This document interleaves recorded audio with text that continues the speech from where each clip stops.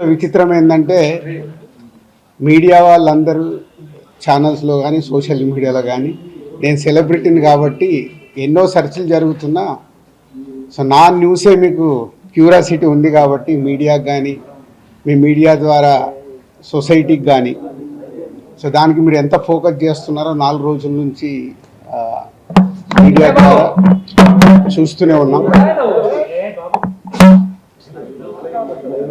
So అందుకే మీ క్యూరియాసిటీకి దీనికి 4 రోజుల నుంచి ఏమి జరిగింది అనేది చెప్పాల్సిన అవసరం ఉందని మీ అందరినీ పిలవడం జరిగింది.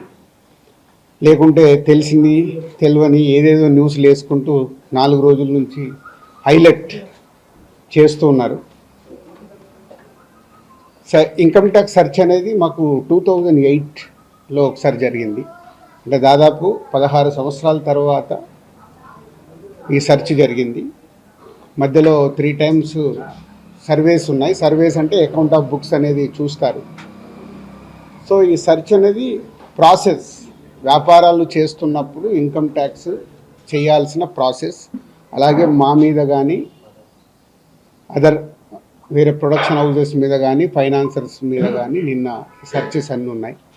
పోతే మా దగ్గరకు వస్తే మా కుటుంబం మీద ఏదైతే ఆఫీస్ ప్లేస్ ఉందో ఆఫీస్ దగ్గర ఈ సెర్చ్లు జరిగాయి. సో మొదటి 3 రోజులు ఎవరిది వాళ్ళకి ఇండివిజువల్గా సెర్చ్ చేసి స్టేట్మెంట్స్ తీసుకుంటారు. అయిన తర్వాత లాస్ట్ డే నిన్న ఆఫీస్లో కన్క్లూడ్ చేస్తారు. సో మా హౌజెస్లో జరిగిందా కానీ ఆఫీస్లో జరిగిన దాంట్లో కానీ చాలా రిపీటెడ్గా వేసిన కొన్ని ఛానల్స్లో కానీ సోషల్ మీడియాలో కానీ ఇంత డబ్బు దొరికింది, ఇంత డాక్యుమెంట్స్ దొరికాయి, అది దొరికింది అనేది కొన్ని హైలైట్ చేశారు.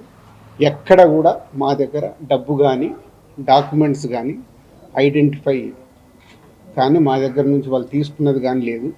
నా దగ్గర ఒక 5 lakhs, మా శిరీష్ గారి దగ్గర ఒక 4.5 lakhs, అలాగే మా డాటర్ ఇంట్లో 6 lakhs, ఆఫీస్లో 2.5 lakhs, మొత్తం బిలో 20 lakhs. మా అందరి దగ్గర కలిపి బిలో 20 lakhs ఉంది. అలా ప్రతి ఒక్కటి ఇట్లా వాళ్ళు ఇన్కమ్ ట్యాక్స్ ఏమేమి చూశారనేది ఇలా వాళ్ళది అయిన తర్వాత పంచనామా చేసి ఇస్తారు. సో క్యాష్ రూపంలో అది. అలాగే 5 సంవత్సరాలు